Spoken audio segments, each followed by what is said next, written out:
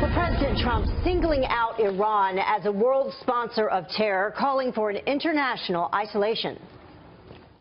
From Lebanon to Iraq to Yemen, Iran funds arms and trains terrorists, militias, and other extremist groups that spread destruction and chaos across the region.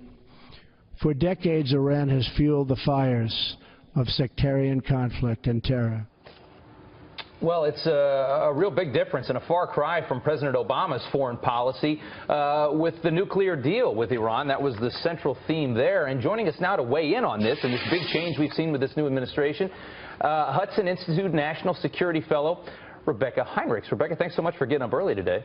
Happy to be here. Yeah, well, thanks for coming in. And, you know, it certainly is a big difference to see one president trying to make a deal, almost, you know, sending, that big barrel of cash on the last days of administration into Iran. And now we have one that's basically saying everybody needs to isolate this country. They are the problem, and we need to fix it. Mm-hmm. Right. Iran has been isolated. It was isolated before the Obama administration came in, and that was the international community's goal. Isolate the regime until it actually earned the privilege of being a part of the international community. But Iran has continued to support terror. It supports Hamas. It supports Hezbollah. And so it's not only unacceptable for Israel, but it's unacceptable for the rest of the region. It has been undermining and wreaking havoc throughout the region. And the Obama administration, by the way, even admitted that the Iran deal and flushing it with cash, that some of that money would be used to support terrorism, but they thought that that played second fiddle to, you know, taking care of the nuclear program. But it's simply not, it simply is unacceptable, and we got to get a handle on it, and the Trump administration realizes that. As the president heads to Israel today, scheduled to land there in just about an hour or so from now, what do you think their reaction will be? Well, I mean, the Israelis are going to, I think, be very happy with the speech that the president gave in Saudi Arabia yesterday. He took the point of Iran head on. He also addressed what the root of the problem is with this Islamist radicalism, and it's the ideology, and you got to get a handle on the ideology. He had this great part in his speech where he talked about how the Arab world, the Muslim world, needs to drive out terrorists in their communities and drive out the terrorists in their places of worship, which was, I thought, an incredibly powerful point. We got to handle the ideology. We've got to get to the root, and that's going to be, of course, very good news for the Israelis, who are, you know, it's a country the size of New Jersey. It's a small country, and they can't afford to have Iran fueling this terrorism throughout the region because they're the ones that are really at risk the most, above everybody else. Certainly Netanyahu is probably one of President Trump's biggest supporters, but for the rest of the world, what I wonder is, you know, they see us as just a nation.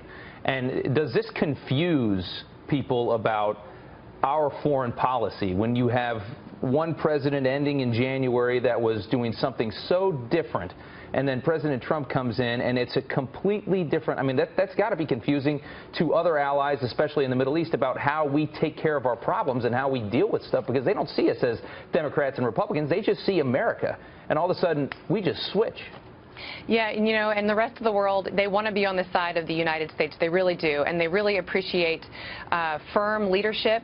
They appreciate whenever the United States is clear and has clear objectives. It does not appreciate this, but leading from behind. I mean, I heard it from a lot of allies in the embassies during the Obama administration when they said, you know, that was confusing, having the leader of the free world, leading from behind and not being clear about what we were doing and not enforcing international norms like the use of chemical weapons that Assad used in Syria. They didn't understand why the president was dithering and uncertain. And so I think the rest of the world is definitely going to appreciate a president now who is clear. Yes, it's a different president, but still the United States of America.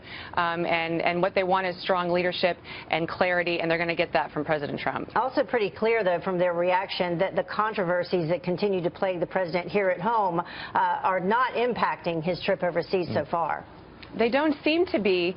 And, you know, already back home, we're seeing headlines where people are beating up on President Trump for not mentioning human rights. I saw somebody call the president. They said it was a very un-American speech that the president gave because he didn't address human rights head on. But I'll tell you what, it's not foregoing human rights when you want to build a coalition of Muslim-majority countries to go after ISIS, which is persecuting Christians and Jews, enslaving women, and butchering mother Muslims. I'll tell you what, that's taking care of human rights. right. So you just got to figure out what's realistic. I think he had one single idea in mind of what he was going to talk about, and he did. Rebecca, thanks so much for joining us today. We appreciate it. Thank you.